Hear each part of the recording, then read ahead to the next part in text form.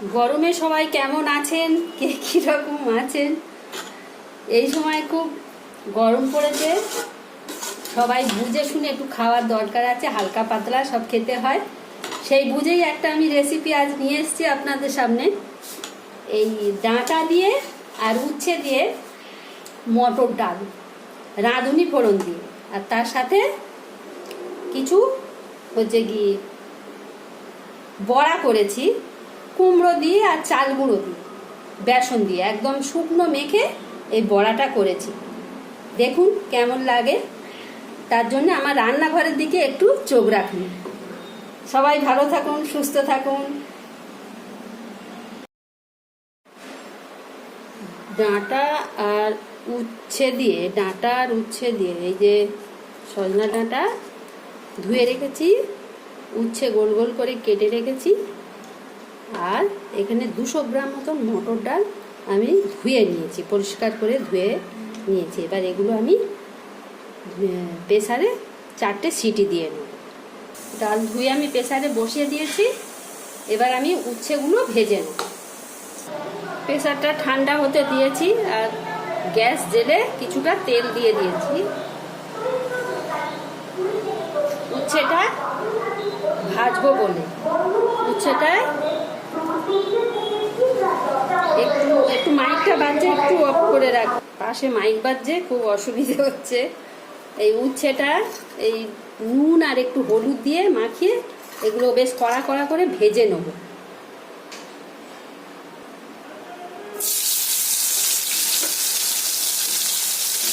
গরমকালে একবার হলো এরকম করে খেয়ে দেখবেন, খুব ভালো লাগবে। উচ্ছে আর ডাঁটা দিয়ে, সজনা ডাঁটা দিয়ে ডালটা আমি করবো। উচ্ছেটা আমার ভাজা হয়ে গেছে, এবার আমি এগুলো তুলে নেব। আর ওই তেলে আমি সব মশলা ফোড়ন দিয়ে ডালটা সাঁতলে নেব।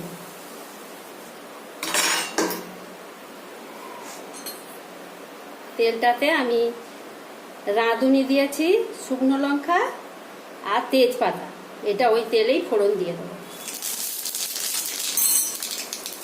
এবার এই তেলটা আমি ওই ডালের মধ্যে দিয়ে দেবো।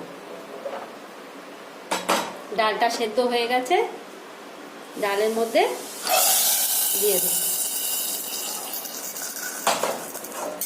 এই সঙ্গে আমি ডাঁটাগুলোও দিয়ে দেবো।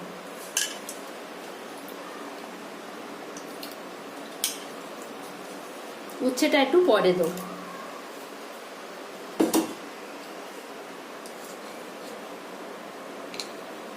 কাঁচা লঙ্কা দিয়ে দেবো আর একটু টমেটো দিয়ে দেবো,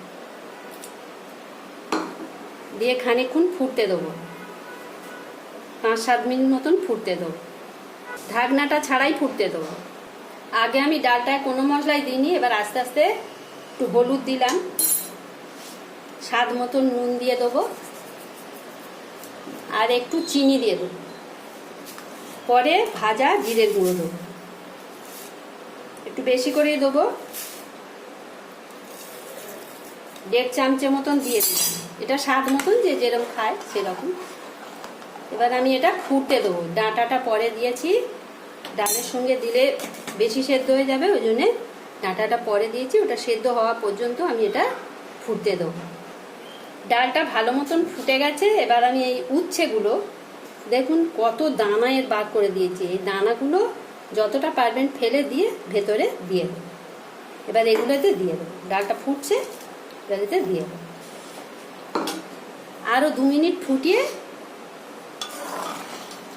গুঁড়ো মশলা দিয়ে, একটুখানি ভাজা মশলা দিয়ে আর একটু ঘি দিয়ে নামিয়ে দেবো। গরমকালে এই যে সজনা ডাঁটার একটা গন্ধ, তারপরে এই উচ্ছের এই তেঁতো ভাব, তার সঙ্গে এই মিষ্টি মিষ্টি ডাল, সব মিলিয়ে এই ডালটা খেতে খুব ভালো লাগে। আর এতে রাঁধুনি ফোড়নটা দিলে জিরের থেকেও বেশি ভালো লাগে।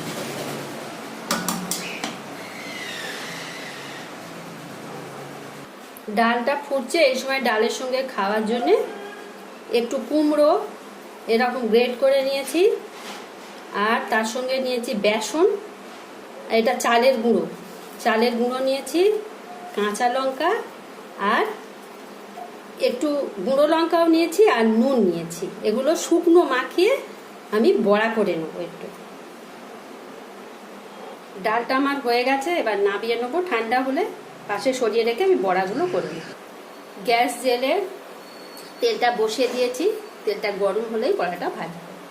তেলটা গরম হয়ে গেছে, এবার এগুলো আমি ছোট ছোট করে ভেজে নেব। ডালের সাথে এই বড়াটা খুব ভালো লাগে। চাল গুঁড়ো আছে, তার জন্য একটু মুচমুচ করবে, মিষ্টি মিষ্টি ঝাল ঝাল সব মিলিয়ে খুব ভালো লাগে। এইভাবে সব বড়াগুলো ভেজে নেব।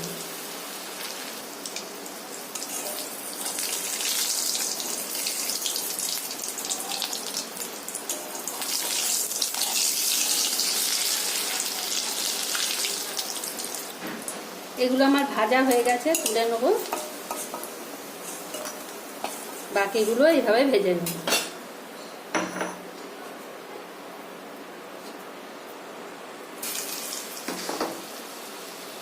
সব বড়াগুলো আমার ভাজা হয়ে গেল, তুলে নিলাম। এবার আমি ডালটা আপনাদের দেখাবো। গ্যাসটা অফ করে দিলাম। এবার দেখুন ডালটা কত সুন্দর লাগছে, একদম গরমকালের একেবারে উপযুক্ত, খুব সুন্দর লাগবে খেতে। একবার হলেও বাড়িতে বানিয়ে দেখবেন। এবার এতে আমি একটু ঘি আর একটুখানি জিরে ভাজা দিয়ে দেবো। অল্প একটু ঘি দিয়ে দিলাম, আর ওপরে একটু জিরে ভাজার গুঁড়ো দিয়ে দেবো।